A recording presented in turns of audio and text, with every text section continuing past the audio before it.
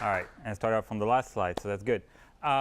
Cool. So first of all, thanks to Derek and everybody in the group for having me here. I really appreciate the invite. I used to do a lot of speaking a lifetime ago. I don't do that much anymore, so it's good to kind of get back out there. Yeah, but, I'm kind of aiming a little bit wide for this talk. I'm not quite sure which part of the app is interesting to people, so I'm kind of doing the buffet of slides thing. Trying to tell you a story about how to build an AI application with React Native. And I'm happy to dive into anything you're interested in. So don't hesitate to interrupt me, ask questions. I'll be very happy to kind of go into more detail about something. Otherwise, I'm going to kind of fly through and just see what piques your interest.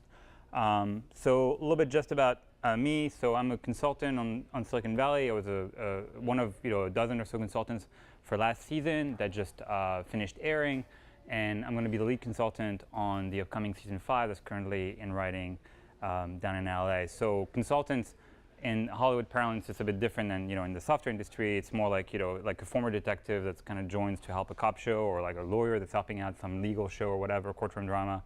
You're there as a tech guy to kind of support the writers, directors, producers to make sure that their questions are answered, that whatever they do is as accurate as they want it to be.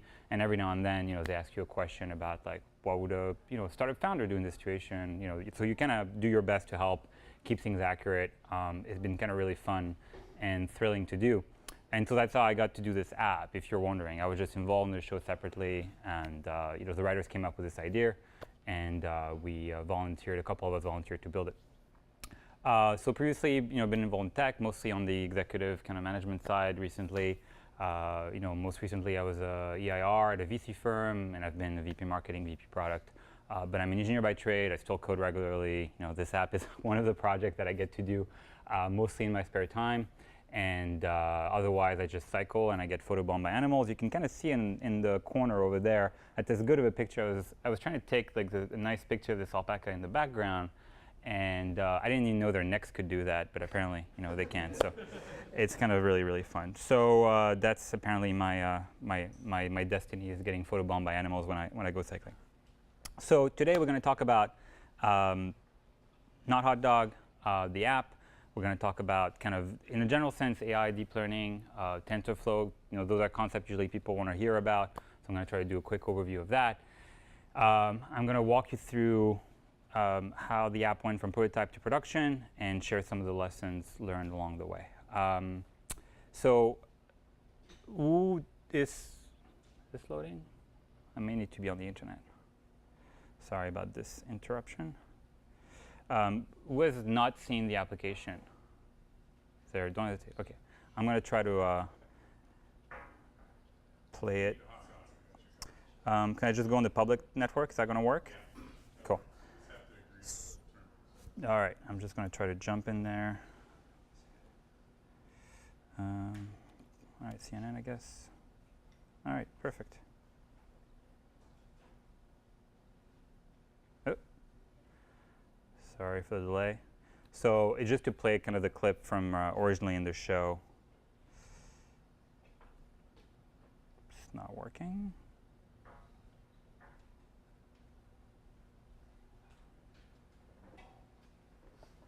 Should work. OK. The internet. Technology. Right? Just, yeah.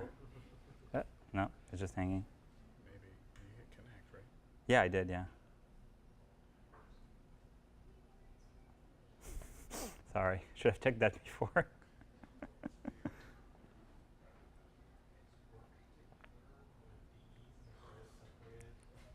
I'm going to connect on my iPhone, so that should work. So while I try to get on the internet, so just some warning. So it's an HBO show, so there's unfortunately some swearing in that scene. Actually, a lot of swearing. It's nothing too crass, but just so you know, I wish there was a clean version, but HBO doesn't really do that. So apologies for the language. And this is kind of the scene that just shows the app for the first time and kind of gives you a sense of what it does. Yes. It's ready. Please, God. What will you say if I told you there is an app on the market? We're past that part. Just demo it. Okay. Let's start with a hot dog.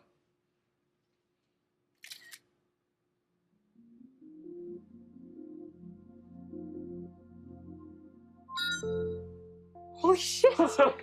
It works! Oh, motherfuck! Huzzah! Jin Yang, my beautiful little Asiatic friend, I'm going to buy you the palapa of your life. We will have 12 posts, braided palm leaves. You'll never feel exposed again. I'm gonna be rich. Fuck you, Guilfoyle. Do pizza. Let's do pizza. Yeah. Okay. Pizza.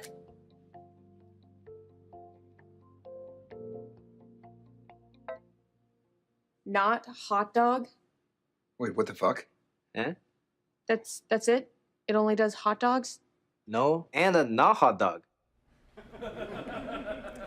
So that's pretty much it, right? That's the entire app, right? If you've never used it, that's exactly what it does. It just tells you if something in front of you that you snap a picture of is a hot dog or a not hot dog. Again, full credit goes to the writers. They came up with that from scratch, and very late in the game, did a few technical people go and say like, hey, we could actually build that for real and release it, and that may be fun. So they came up with it. The scene kind of was written, and we tried to build an app that was exactly like that. So the app kind of went well. The release went well. If you have some minutes to spare, I highly recommend going on the App Store listing and reading the reviews. Somehow there's this kind of mini community that's spurred, that's writing like really kind of dry reviews about how it's the most important app in the world. And so if you go on Google Play or go on the iTunes App Store, I really recommend doing that. And then I don't know, community reaction has been really good. Probably my favorite thing is this popped up. This was at Beta Breakers, which is like a running event / boozing event that happens in SF. And I think that was like maybe 10 days after the episode aired, and there was like a couple's costume of runners, kind of dressed up as the app. So that was kind of really fun amongst other kind of community reactions. So in a nutshell, the app really kind of uses like a custom neural network. It was custom designed, custom trained for this. It was designed and trained with TensorFlow, with Keras as a higher level abstraction on top of it, trained on Nvidia GPUs, mostly locally. And when you use it, all the AI runs inside your phone. The image never leaves your phone, never goes on the internet, it never hits like a third-party server or service. Everything happens, you can use it in airplane mode, and everything happens inside your phone. The React Native app is relatively simple. It's about 700 lines of code, mostly for what you'd expect, which is the screen, the buttons, the interaction, animations. There's kind of native code that connects to TensorFlow and does the actual AI bits in C++ mostly. So that's kind of 100 lines of code for each platform on iOS and Android to connect React Native to TensorFlow. Fairly manageable bit of business, but the app overall is pretty simple. By and large, most of the weeks and months I spent building this application were spent on the AI parts. And again, I should acknowledge that the writers completely came up with this. The producers believed in the idea and pushed it. HBO made it real, pushed it, and also a platform. The nice people that do the HBO Go and HBO Now applications that let you watch HBO, they're the one that pushed it on the App Store, maintain everything. And so this app, couldn't really exist without them. But as kind of a way to inspire everybody, everything that I'm going to talk about in this talk, the training of the AI, the designing and training of the AI, the designing, building, and releasing of the application, that was done by a single developer, right? And I didn't know anything about AI, not that much about React Native, to be honest, before I started. So it's very approachable. It's very easy, I think, to get started with this. It's not something where you need to be Google and have, teams of PhDs and millions of data points or anything like that to build an app. Even, a joke app like this, I think, is kind of quite achievable.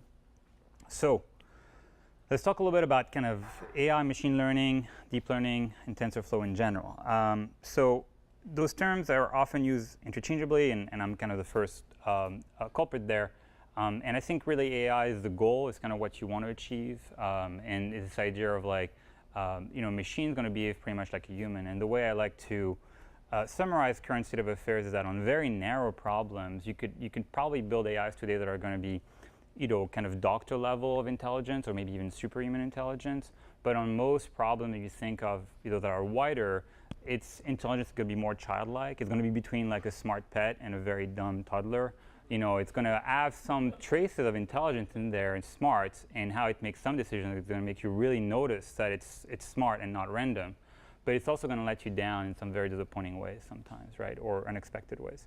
So machine learning is usually kind of the way you get those results, right? And it's a very big, I guess, school of thought, very big practice in CS and related fields. It's been going on for a long time, but I think recently deep learning is a subset of machine learning that's been delivering most of the advances that you kind of hear about.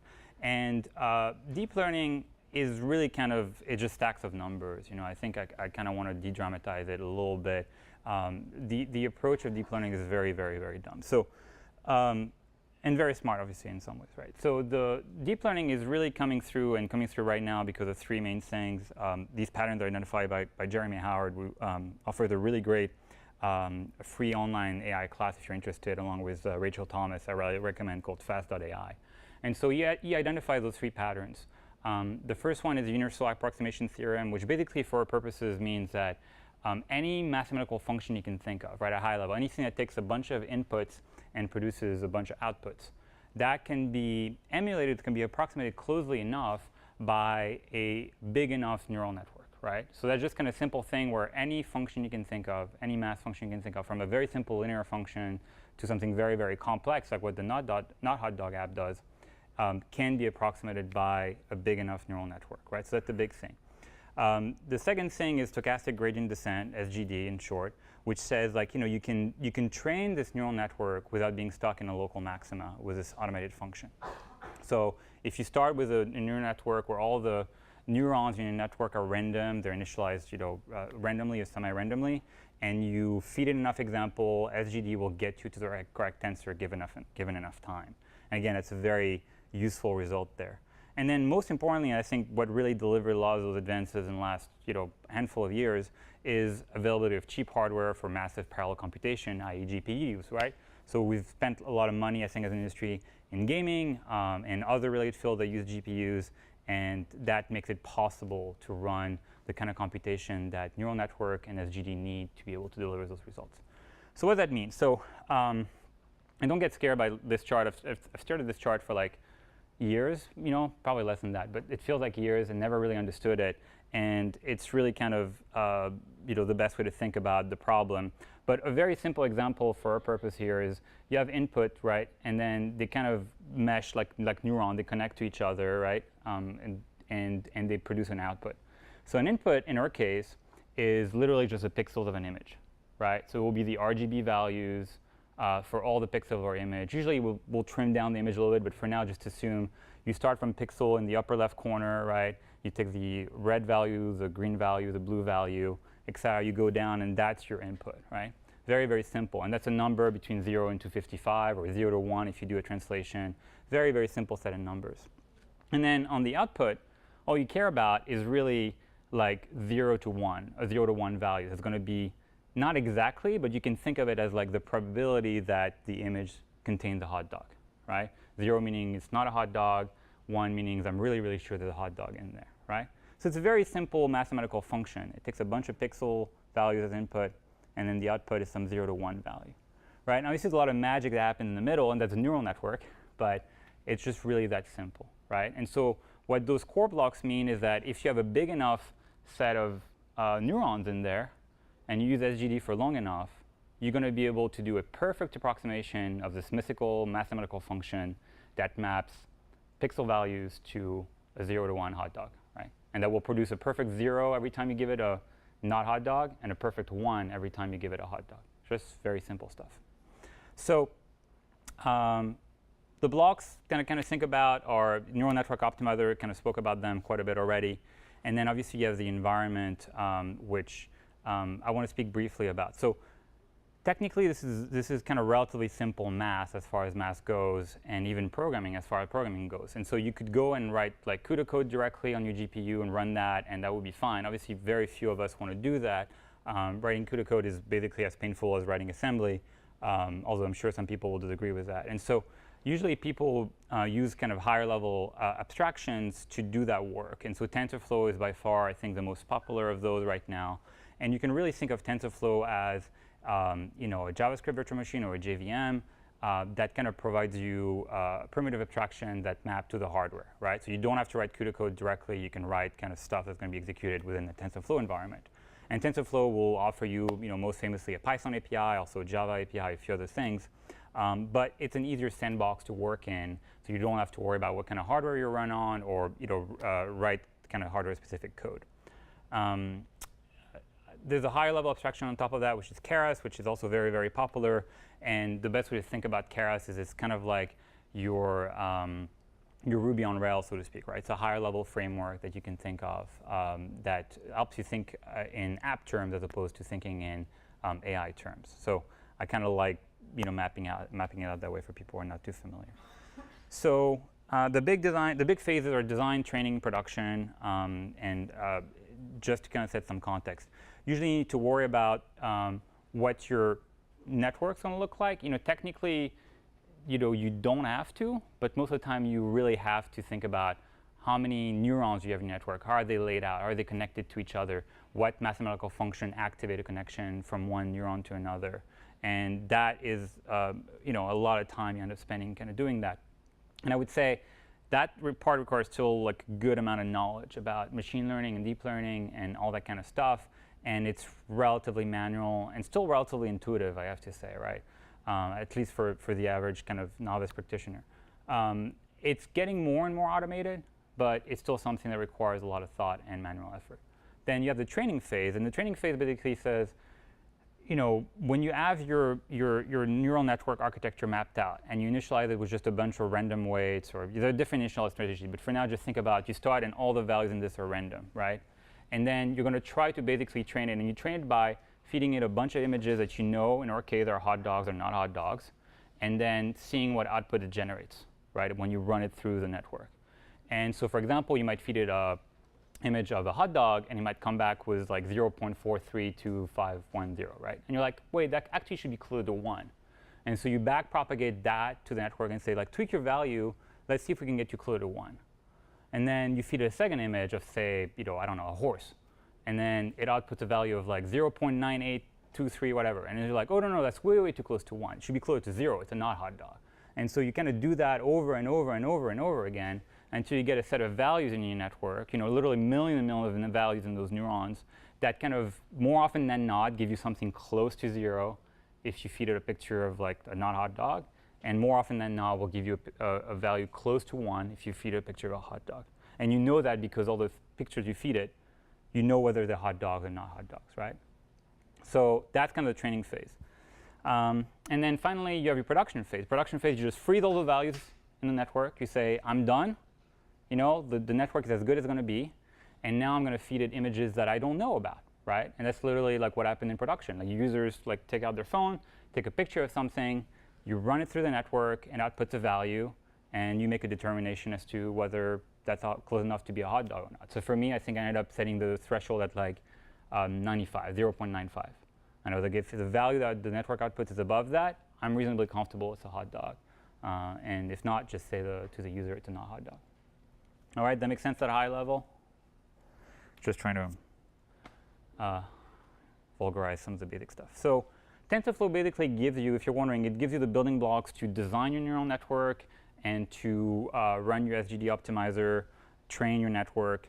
And if you want, you can also use it to do the production phase and serve your trained neural network, server side, for example, with TF serving, or on the mobile side with something I call TF mobile, but they just call TensorFlow for iOS or TensorFlow for Android. But you don't have to, right? So again, technically, it's just stacks of numbers. So you can just take those numbers and port them to whatever architecture you want, or whatever other library you want. I could use Caffe to do the production phase, the execution. I could use Core ML on iOS. I could use any number of environments to do that, because literally just stacks of numbers I'm moving from one architecture to another. And so it's relatively easy to kind of port that phase onto a different platform if you want, whereas the first two phases are a lot more coupled.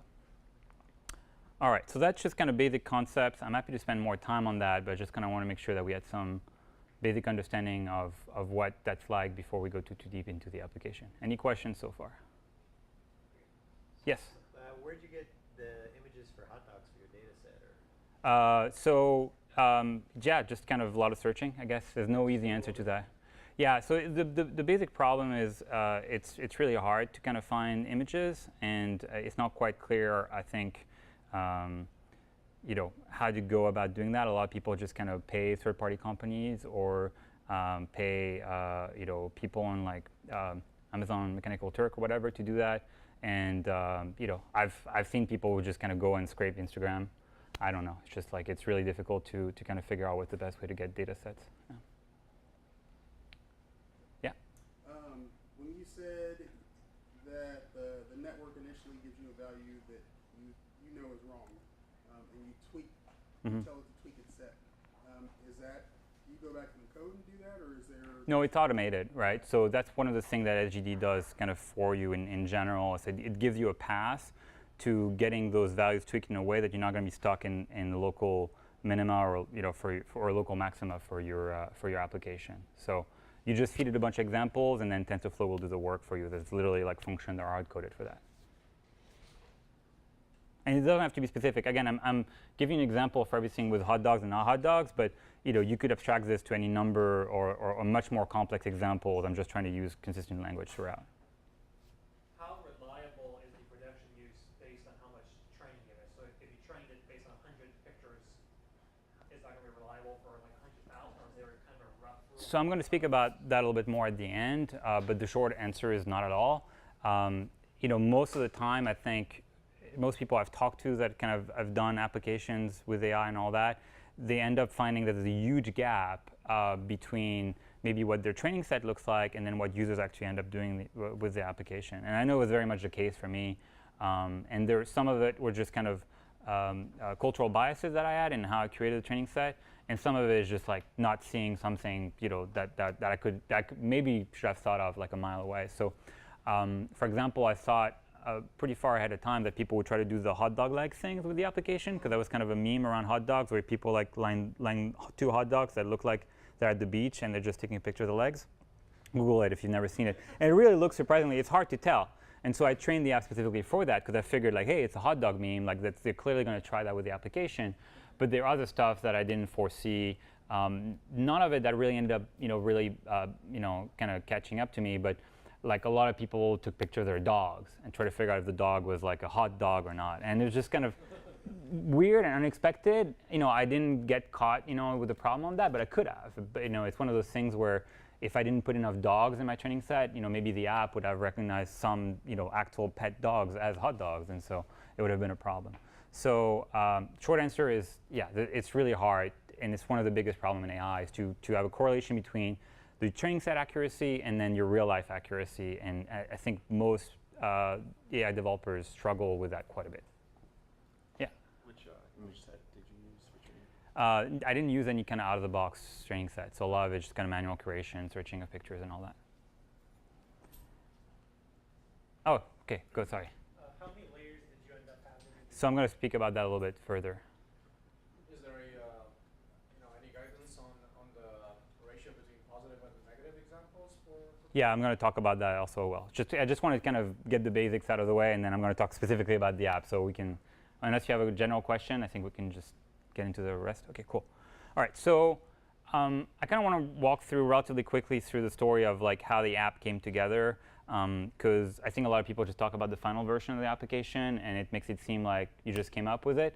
And I kind of wanted to walk people through like all the trials and tribulation of finally getting to the quote unquote right architecture, or the final architecture anyway. So the first thing I tried was to just use Google Cloud's API. They have a nice built-in API. Looks like this. You submit a picture, it outputs like a nice JSON response, and you can see it kind of labels, as it calls it, different things in the image along with a score. And again, it's not really strictly speaking a probability, but you can think of it that way. To some extent, where it says, I think this image contains a Ferris wheel with a score of like 84. I think it's an amusement park, score of 81. I think it's at night, 80. And then also outdoor recreation and at a fair was like a lower thing. And it probably has way more label than that, but it just kind of abbreviates the output at 5. And so it's relatively straightforward, relatively simple. And it was quite powerful. So I built it very simply, React Native app, used a standard React Native camera plugin that's on GitHub, and just kind of snap the pictures, save it on disk, convert to base64, put it in a JSON body, send that to the API, get a response, and then just check if the response contains hot dogs. It was literally that simple, right? It worked pretty great. It's like it was, first of all, it was a nice experience with React Native. It was good performance out of the box. Down the road, I think Android was a bit more complicated, but we can kind of come back to that. But it was kind of easy to get going and easy to kind of do some relatively advanced stuff to performance in native code. So that was kind of a nice experience. I was pretty happy with it, and literally just built it in 1 weekend. Right? It was just simple, like 48 hours. Probably like half of that was spent actually tinkering with the UI and kind of making it a little bit better. But very, very straightforward. The problem, though, is like the accuracy wasn't so great. The problem with a lot of those built-in API that kind of label like literally thousands of things is that they tend not to be. They tend to have more like width than depth, right? They're going to be really good at finding like very canonical examples of Ferris wheels, but they're not going to be very, very good at defining like weird Ferris wheel. Like say like, I don't know, one that's off-rested and deconstructed, or one that's shot at a weird angle, or one that's like poor contrast, or like a kind of more extreme examples of it. So very much for hot dogs, especially at the time we tried this in 2016, maybe half of the hot dog example we try would just not be recognized by the API correctly. So that was a bit of a problem. We also had like lag and maybe privacy issues with the pictures leaving the phone. We didn't quite know what people were going to try to take pictures of, and the app wasn't available offline, which wasn't necessarily a big concern, but it might be for your use case. And then the cost could become prohibitive, right? It's still probably cheaper than hiring a team of experienced ML engineers, but it does add up, right? And so when you can run this literally on people's hardware for free, it's a consideration you can have. So the next phase is called retraining inception, which is inception in a way, which I didn't even realize there were big Bill and Ted fans here, so that was kind of nice to see in the opening slides. And so the idea there was, OK, we're going to deal with the lag or offline availability, right, and the cost by running the network directly on phone. We're not going to go to Google Cloud with a JSON response. We're going to do everything locally, right? And so now we have to decide which network we're running locally, right? We're not just using whatever Google Cloud's running. We're going to have to use our own, provide our own. It's going to have to be trained to recognize at least hot dogs and non-hot dogs. And we need to make a choice there, right? So usually what you want to do in this situation is use a network that's been trained on the ImageNet dataset, right? Because that's like a big competition. I think they have like upwards of like 10,000 categories with like about 1,000 images in each, sometimes more. For stuff like horses, cats, hot dogs is one category. They'll have people. They'll have all kinds of different things in there. And so you can literally go on the internet, grab a neural network that's pre-trained, and instead of outputting one 0 to 1 value for hot dogs, it outputs literally like 10,000 0 to 1 values for each one of the categories you might be interested in. So that's kind of interesting. There's tons of them. VGG is a big one. Inception is probably the most famous one. Again, it's provided by Google. Has very high accuracy out of the box, and it's pretty good. So the trick is, its accuracy out of the box, if you just keep it as is, it's pretty much on par with that of the Google Cloud service, right? I don't think they run exactly the same thing. I don't think Google Cloud was running Inception in production, but they were running something close to Inception, or at least had the same problems, which is the accuracy specifically for hot dogs was not that good. And so the added twist on it that you probably want to use for most problems is to try to retrain it specifically for your problem. So I already spoke about the inception, sorry. So let's talk about the retraining aspect of it. So it's sometimes also called transfer learning. So the idea is like inception is a really big architecture, right? If you think about the neurons and the nodes, there's 23 million of them, right? And neurons and connections in that network. That's a lot of different connections. And so you can think of it as bits of RAM that are available, or like literally like just brain, gray matter in your brain, right? And so the idea of like transfer learning is a bit like, OK, I'm going to try to keep the part that I really want, like the basic pattern recognition stuff, the stuff that detects the edge, whether a shape is round or square, colors, textures, right? But I'm going to try to forget all the stuff about horses, or how to at least make the difference between a horse and a cat, because I don't care about that at all, right? And so I'm going to try to remove that, wipe that from your memory, and use that memory to really specialize on hot dog versus chili dog, for example, right? So that's kind of a bit of the idea. And in a lot of cases, it's literally just as simple as like you take your stack of neurons and you just like erase or reset the like top 5 layers or whatever. You reset them to random values or whatever init scheme you want. And then you just feed it a bunch of examples and let it kind of train itself to use its lower pattern recognition, like in our case, whether something is round, smooth shape, kind of reddish in color, and stuff like that, the key components of what a hot dog is, and then abstract a higher level representation of, okay, this is a chili dog, which is also a hot dog, that should go towards 1. This has hair, probably isn't a hot dog, let's go put that towards 0, right? So it's surprisingly effective. So you can, if you train something from scratch, usually you'd have to think about something having maybe millions of images, and you want to run through that 1,000 times. So you want to run 1,000 times through each of the 1 million images on your network, training 23 million weights. That easily takes weeks, right? If you run on top-level hardware, I think the fastest time I've seen is 48 hours. But that was like Google running on like a crazy GPU cluster with like crazy tricks. For most people, like that would take weeks or months. Retraining instead is very simple. You take a pre-trained network, you wipe some of the memory, which takes like half a second, not even, and you only have to provide maybe a few hundred images, right? And you have to train it maybe for a dozen times over, again, each of those few hundred images. And you'll get some pretty good results, maybe on the order of like 90–95% for most problems, assuming your data set is pretty good. And so there's a really good example on this on the Keras blog that I recommend to kind of give you a sense of it. But in short, it's very, very, very powerful. You stand on like the shoulder of these gigantic, really well-trained networks, and you just specialize it on whatever you want. And you could specialize it on something like cancer detection, for example. You could specialize it on detecting whether a part will fail. You could specialize it on any number of different things because it's just going to use those very basic building blocks of like shapes and colors and textures and all that to then go towards the problem you want. So tried using that in Inception. Long story short, there were some problems. There was a big data imbalance. I forgot who asked about this. So that kind of ended up being problematic with retraining with TensorFlow out of the box. It's definitely possible to do with TensorFlow, but the basic retraining tools they give you don't really have the capability to do that. And then the number of parameters, like 23 million, ends up using hundreds of megabytes, which is not an amount of RAM that you can necessarily assume to have on your phone. And so that ended up being too big of a network for our purposes, right? But it was still kind of a good learning experience to like go and pick a neural network, learn about the retraining aspect of it, and get to a result. But it wasn't something that we could kind of necessarily ship to production.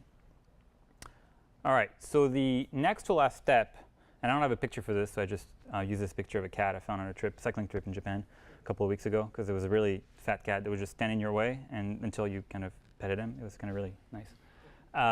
Was to go towards Keras and SqueezeNet, right? And so the game plan there was to say, TensorFlow was giving me a retraining problem because of the imbalance, right? And the imbalance problem quickly was there's a lot more things that are not hot dogs than there are things that are hot dogs, right? So if you think about it, if you were to find like every single example of a hot dog, you might come up with like, okay, there's a hot dog, there's a chili dog, there's a ballpark dog, which is slightly different. There's blah blah blah, and maybe you come up with 50, maybe 100, right? But now come up with a list of things that are not hot dogs. There's like thousands, tens of millions of things that are not hot dogs, right? So you're always going to have more examples to feed your network that are not hot dogs than things that are hot dogs. And so most problems in AI I've found tend to assume a 1-to-1 ratio, and it's kind of hard-coded in a lot of assumptions like CS people make. And so when you end up having like this kind of open world problem where you don't know what people are going to put in front of the camera, when it's not just like, here's an X-ray, does this person have cancer or not, right? When it's kind of really people can point the camera at anything they want, it becomes a little bit harder. And so you kind of have to go deep into the guts of it and kind of rewire things and do manual training. And so Keras was kind of a good way to be able to do that as opposed to using the low-level abstraction that TensorFlow was giving me out of the box. And then obviously the second part was instead of using a big Inception network that is very, very accurate, but too big to really fit on a phone once we want to run in production, let's try to use a much smaller network and see what we can get in terms of accuracy. So originally I went towards SqueezeNet, which is probably like one of the tiniest networks you can use for these kind of purposes. It's only 1.25 million parameters in 23. So it trains much faster. It also runs much faster. And it only takes about 10 megabytes of RAM on your phone, which is something you can kind of expect your app can consume. So accuracy is pretty good. And that's for, like, again, ImageNet type problem where like you're trying to recognize one of 10,000 categories. If you train it on like a binary problem, like hotdog versus not hotdog, you can probably get into 90-95% territory, theoretically. And it's a little pre-trained on GitHub, so you can do the same kind of retraining where you wipe its memory and you make it forget about horses and all that, and you kind of retrain it for hot dogs. The problem, though, when you go with neural networks that are that small, in my experience, is that they're very, very finicky. And so it's kind of like thinking about doing brain surgery on an elephant versus doing brain surgery on an ant. It's like any kind of mistake you make with your scalpel is going to be like very, very costly, like immediately, right? And I'm not a neurosurgeon, so I'm probably wrong, but you kind of get the picture of what I mean there. And so when you think about inception and 23 million weights, if you go a little bit astray on something, left, a little bit of right, like value a little high, value a little low, you can recover from that because there's a lot of weights you're dealing with. This is very, very different. There's a lot fewer weights. And so in my experience, the network will diverge very, very quickly, not giving you accurate results. And it's very, very hard to actually kind of get the right results out of it. And so I think with most small networks, retraining ends up being very, very hard. And even training from scratch ends up being very, very, very hard. So in the end, I ended up kind of thinking, OK, all right, this is the right direction. I like using Keras for training. I like using a small network. But I think I got to train from scratch as opposed to retraining because of the small network I want to be using. And I got to start using something maybe a bit beefier than SqueezeNet, but not as expensive as Inception. So at the same time, I started kind of experimenting with different things that we can talk more about afterwards if you want. But the big key was the Mobile Nets paper being published by Google, which kind of hit that sweet spot of size between something like SqueezeNet and something like Inception. So literally, I think they were like under 10 million weights, which was kind of perfect for me as a niche. So I started from that and worked on the final architecture. So we call it Deep Dog because there's this weird naming convention. Like Google names stuff like Deep Dream and whatever. There's always like deep this, deep that because of deep learning. And so that's Hotdog Inception. If you have some problem digesting, this probably won't help you. So the design ended up being, the stack, looking at the definition of the stack is really kind of useless in my experience, unless you're actually trying to code against it. So it's available online on my blog if you want on Medium. But basically, it's a mobile nets architecture with a lot of tweaks on top of it. So mobile nets paper was published April 17, I believe. On April 18, somebody had made an implementation on GitHub. Some master student in Turkey, so I was like, yes, thank you. And then basically from there, I think I had dropped it into like a beta of the app like 2 or 3 days later, right? And from there, I started experimenting to kind of try to beat the accuracy of the paper. And so what's interesting, and again, word of encouragement, is that I was able, within like a couple of weeks, to beat the overall accuracy of mobile nets, the Google paper, by making some tweaks of my own, right? By reading other papers, by asking for recommendation on Reddit, literally, and getting some good feedback from other scientists, papers, the authored papers that were similar. And so I think in the end, I was able to lift accuracy by at least 10, 20%, by making changes on top of what Google had published. And I think it's always something I recommend. Like if you think you have a good idea to make something better, like the state of the art is relatively easy to beat still today in deep learning. So once the design phase was done, moved on to the training phase. Training phase was done literally just on this hardware, water bottle included, where I just had this previous generation NVIDIA card in an external GPU enclosure connected to this MacBook right here. And I literally just ran everything through that, right? And it wasn't, again, didn't need a cloud farm, didn't need like a huge budget.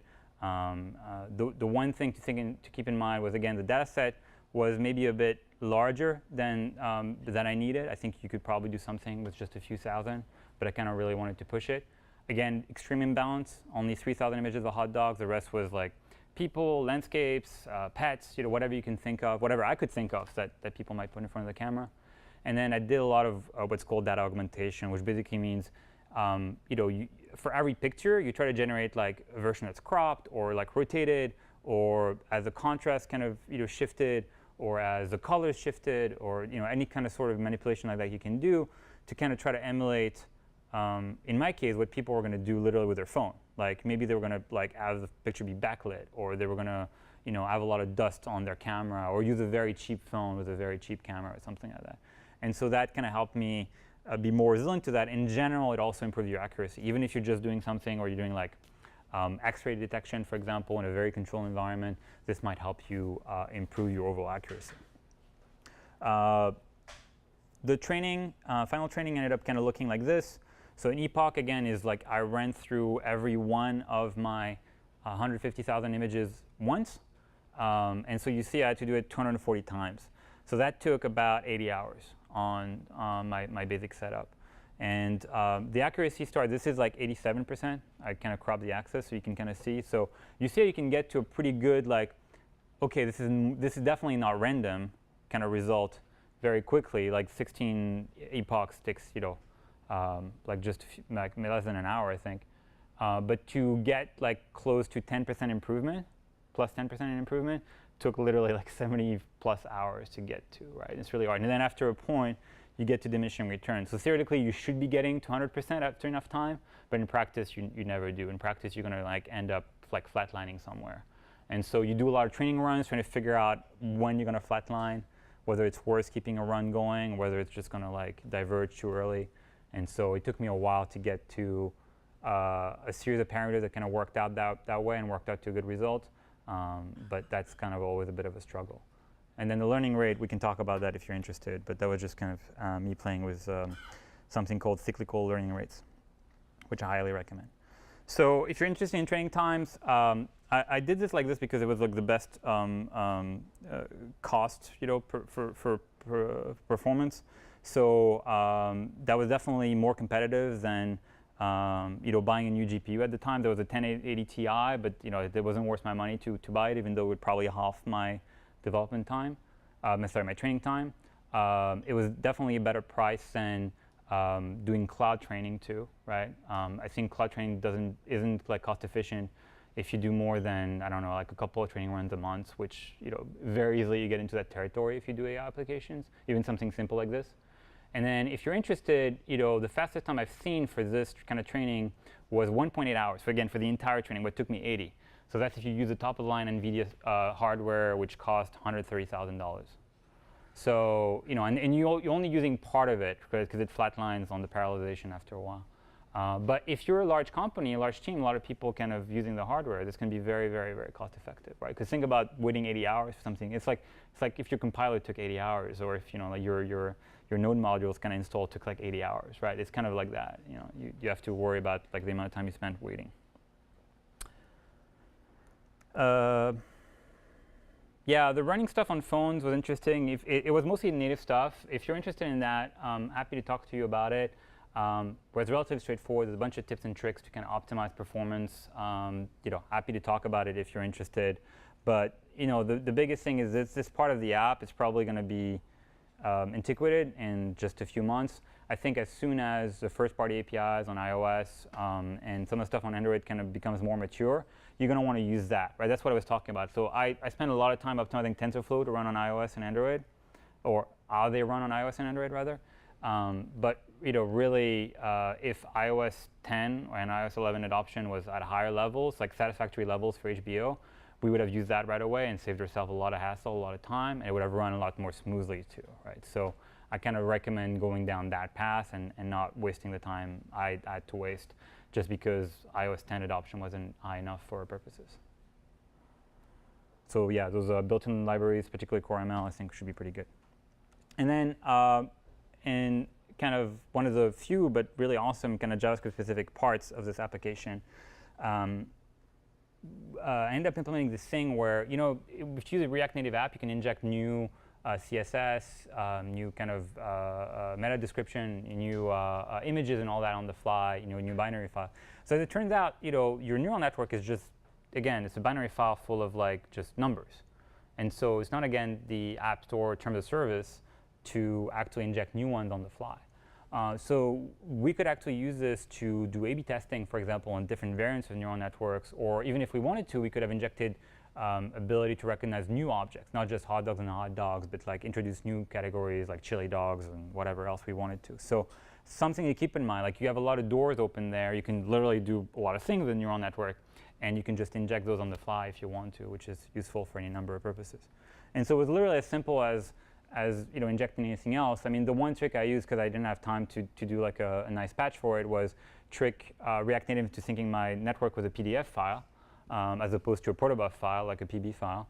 So just renaming the file literally, and then make sure you kind of include it at some point in your application, and then that's it, right? It would just pick up, and then if I just push something with code push, it would be able to get new. I would be able to seed like new version of my neural net to all of my users in like a second.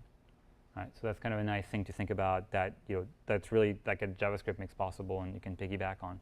So again, the integration was kind of really nice with React Native, where I didn't have to worry about doing that part in JavaScript, while I had TensorFlow doing stuff at the C++ level with those files. Everything was kind of mapped out really, really nicely.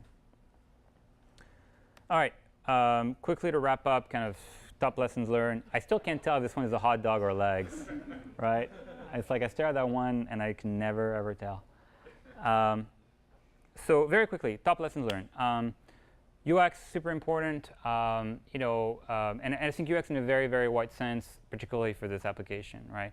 So AI is not a place, I think, for most people will give you perfect results for your users. It will fail, and it will fail in unexpected ways. And granted, the Not Hotdog app, if you've used it, it will fail you, I think, relatively quickly. It's relatively easy to trick it into recognizing something as a hot dog when it's not a hot dog.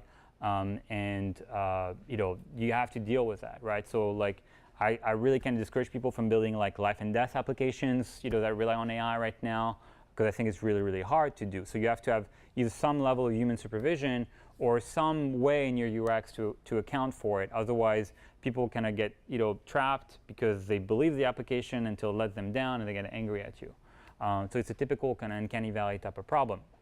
Now, I think the one thing that that worked for us in the world of the show was that the app, even in the world of Silicon Valley, the TV show, was a bit of a joke. And Jin Yang, the character who develops it, didn't really want to do it, or didn't really want to do that thorough of a job of it. And so if the app fails you, it's still kind of part of the joke, and people don't get too angry at it because it's just a dumb application. So that was kind of the UX mechanism that we had that kind of made people not too angry about our use case. But I always recommend that if you build an AI application, that you think about like what reaction will people have when the app fails, and how do I make sure that that doesn't lead to people uninstalling the app, leaving you a bad review, or worse, right? Because that's always something that you have to think about.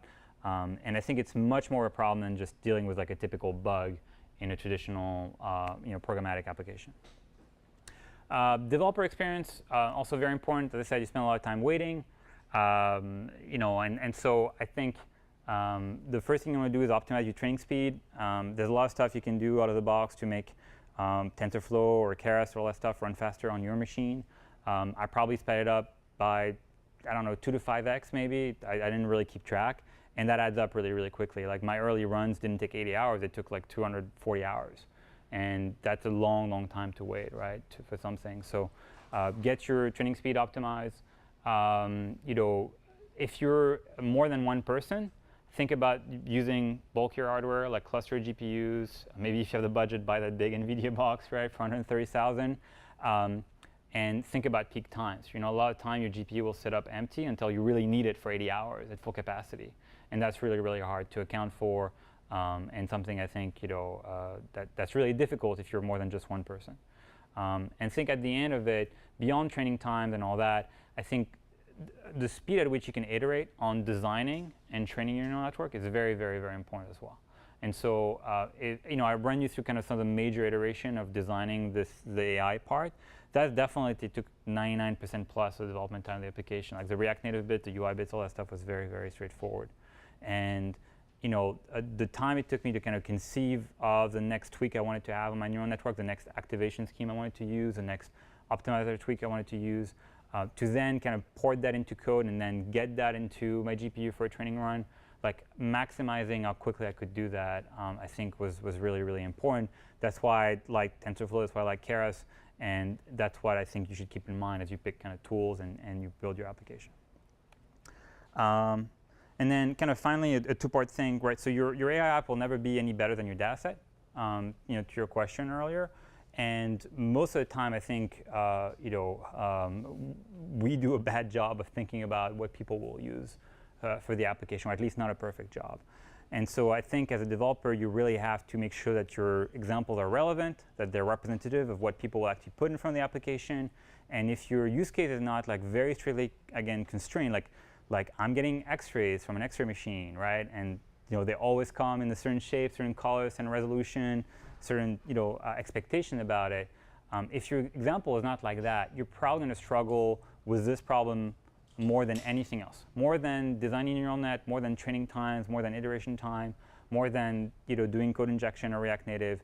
You're going to struggle with understanding what your domain problem looks like and how to build a training set that's representative of that problem. I know that was definitely the case for me. And one big part of that, is cultural biases that we have, right? And so even on a very simple joke application like this, my initial training runs didn't account for what other people conceive as a hot dog that I never think of. When I think of a hot dog, I think about an American hot dog, like a ballpark hot dog, sliced down the middle, a lot of condiments on it. It's great, right? But as it turned out, my network didn't recognize stuff like the example you see on the left or the one on the right. The one is more traditional, like in Europe, like Austria or France, we just kind of stuff a hot dog directly, into the bun like this, and that didn't get picked up, by my network because I never gave it any example that this was actually a hot dog. It qualified as a hot dog. And the other one, the more traditional, maybe in Asia. And again, like the bun is this weird shape. You don't really see that much of the sausage. There's no ketchup or mayo on it ever or anything like that. Well, mayo probably never on a hot dog, but ketchup or mustard rather on it. And so again, the network didn't recognize it as a hot dog. And so I was like, I never thought of putting that in a training set. But for people, that's what a hot dog looked like, right? It just didn't look like a hot dog to me. So that's a very, very dumb one, a very, very simple one. And largely, I think I was able to correct it. But it's a joke application. There's no stakes to this except maybe a pissed off user. And most AI problems, I think the biases you'll have to investigate will be much more complicated than this, and they'll be much more problematic than this. And they're very, very difficult for us to deal with as developers because we're not used to this kind of open world problem, and we're not used to kind of having to think about our own assumptions. And in general, for human beings, I think it's really hard to question the assumption that we implicitly make in our work. So it's always something I think I kind of really caution people about as they set out to do AI application. Kind of dealing with your biases is going to be probably the biggest part of the biggest data set problem you're going to have, right? So if you're not interested in React Native and AI, there's other ways you can use AI and JavaScript together. Just if you kind of want to get out there tonight and kind of build some stuff. Keras, again, this really nice high-level API in Python to build neural networks and train them. There's a JavaScript equivalent that you kind of take existing models. There's a ton of Keras models out there, like I mentioned, SqueezeNet, Inception, all that. So you can literally grab one of those existing Keras models out there and run it directly in your browser with Keras.js and start experimenting with that. It's kind of quite helpful. There's a lot of really good frameworks for doing very speedy execution of neural nets in the browser if you're interested in building that into web applications. So tons of really fun stuff you can build in very few lines of code. I think WebDNN is pretty good, but there's also ComNet.js and MXNet.js. And for server side, I think most people still do Python. Python is kind of the law of the land in kind of lingua franca, I should say, rather, of deep learning. But there's more and more libraries for Node.js support too. That's more of your game. But so I think there's many, many different ways you can use JS and kind of AI together. The one I took was probably kind of the most convoluted, the most complex, but it fit kind of my use case. But you could probably mix and match kind of JavaScript with AI any which way you prefer. So that's it, I think, for the basics. If you have any questions, let me know. You can also reach out by email. And if you know stuff that's there, like I really want to know because the eyes don't really match up. It's kind of really, really weird. So that's about it for me. Again, if you have any questions, happy to take them. Otherwise, feel free to ping me by email. I'm always happy to chat. Thanks again. Does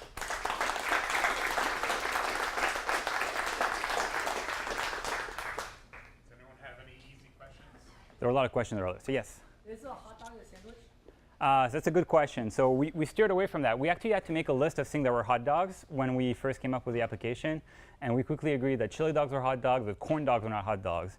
And one of my rules for the app was if you couldn't see the meat in a hot dog in any sort of way, shape, or form, it was safe to assume it was not a hot dog. Otherwise, in practice, it's really hard to distinguish, say, like a BLT sandwich, like sideways from a hot dog. That's going to be really, really hard. Or a BLT is a bad example. But you know what I mean? Like you just see bread and lettuce and bread and green stuff, and you're like, what is this? So yeah, we had to, part of the cultural bias kind of thing was like making distinction not quite as hard as like is a hot dog a sandwich, but kind of similar to that of like, let's agree on what a hot dog actually means when it actually was kind of a hard conversation. So it's one of those things that you never expect to kind of have to do, but we ended up having a very serious conversation defining what a hot dog was. Yes? So with the cultural bias, at what point did you do user research, and at what point did users get to submit their ideas of what a hot dog is? I'm interested in how that works with data set. Right. So we were more constrained than maybe is average there because like HBO is very specific about not wanting these ideas to leak ahead of time, and this was a kind of a big part of the episode and their promo push. So we didn't get to do too much kind of in public. We did a lot of internal testing with actors, producers, directors, writers, stuff like that, and that kind of made us aware of a lot of different examples that we need to deal with. And then we did some UX compliance testing with HBO. So the same team that does, again, HBO Go, HBO Now, like those applications, we're going to review the accessibility and use expectations of that. They did a day in Seattle where they just like played with the app and tried different things and made sure it fit expectations. For the most part, and again, this is kind of more specific, we tried really hard not to overthink it. We were kind of in a situation where I think there was some feeling that if we tried too hard, it could destroy the joke. So making the app too perfect and too accurate and too pretty and too whatever would make it not as funny as just kind of having something that was kind of janky and worked, but kind of not as well as you'd expect. And so I think the writers very smartly and the creators of the show wanted to zoom in exactly on what I was saying. I was like, it's smart, but it's still kind of really dumb in a way. It's just smart enough to make you feel like it's dumb, right? It's not random, but you know to expect. It raises your expectation, and then it kind of fails to deliver on them a little bit, which I've read somewhere is kind of the basis of most comedy and most punchline. So yeah, that's kind of the answer to your question. I think for a more real application, and again, I mean, I guess I shouldn't speak of it that way. I think, as you can tell, there's a lot of very meaningful, in whatever way you want to think about meaningful, application you could build that are based on this idea of laughter or social or sharing, whatever. I mean, there's a lot of Snapchat filters are not, they're not saving the world, but then it doesn't mean they're not worth building and not worth doing, right? So I think if you want to build something that's more serious than this, for whatever reason, or more complicated than this, I definitely would recommend a lot of user testing to check those assumptions.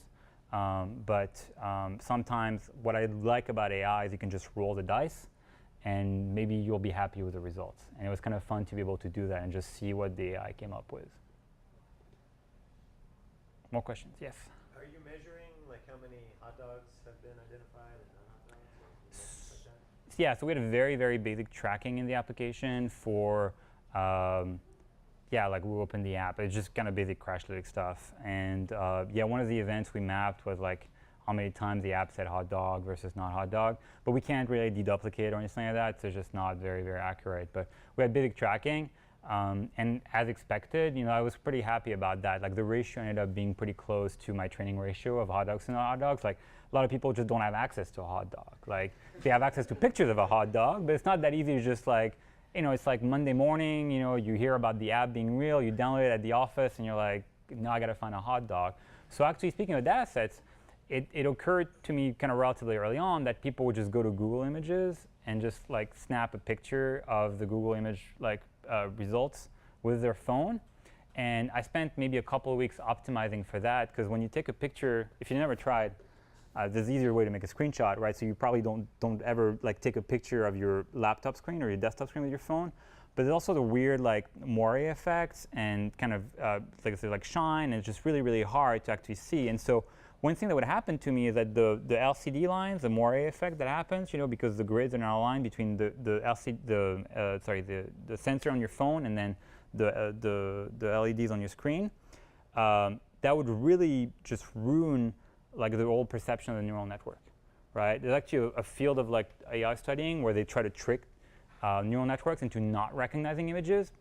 And the way they do that is they give you a picture of, for example, a bunny that you and I will see like, yeah, it's a bunny. And then they overlay this almost invisible grid on top of it, like of pseudo-random noise. And then you and I will look at it and we'll be like, yeah, it's a bunny. That's like something like kind of translucent on top of it, but it's a bunny. But then most AI networks will be like, I have no idea what this is. Like, it looks like a horse to me or whatever, right? They'll just completely be tricked by it. And that kind of generated noise that they do specifically on purpose to try to destroy the accuracy of neural networks ends up being very, very, very similar to what happened when you take a picture of your laptop with your phone. And so I had to spend a lot of time trying to figure out how to counter that. So yeah, it's one of those things that you can end up having to optimize quite a bit for that I never thought I would, but just that was like 2 weeks of my life that I wish I had back at this point. Yes? Did you say there was a part of it that was C++? Yes. So basically, if you think about the stack, you kind of have React Native is kind of taking everything from the touch to really all the business logic, all the animation, all the rendering is done with React Native. It offloads some parts to actual native Objective-C code, Java code, whatever, but we don't really have to deal with that. But anytime you would make a call to the AI, so basically the chain would look like this. So the camera would snap a picture that was all JavaScript. It would save it to disk that was all JavaScript. And then I would call first down to Objective-C++ on iOS or to Java on Android to say, hey, please go and try to recognize, do like an AI inference on this URL, right? This file, this local file. So at that point, that would go into about 100 lines of Objective-C++ or Java code that would just load up the file in memory correctly, load up my neural net into memory, and then that would go into like deep C++ with TensorFlow that I didn't write. That was just kind of provided to me. That would then go and like actually try to do the neural network inference on the image that I provided. But so yeah, that's kind of what the stack, and then it would just come right back up. But that was very painless. I mean, again, I'm not a C++ developer. Did very, very little Objective-C in Java, and writing those lines of code was probably easier than writing the React Native part. Like React Native, I think, ended up giving me more trouble than cobbling up 100 lines of Objective-C++ as a complete novice. So I wouldn't be too discouraged by that if you ever have to do React Native and you're not familiar with it. And if you're familiar with it, it's nothing to be afraid of. More questions? People want more pizza. All right. Well, if you have any questions, feel free to email me. I'm always happy to chat. Thanks again for having me. And yeah, I hope that was helpful. Thank you very much.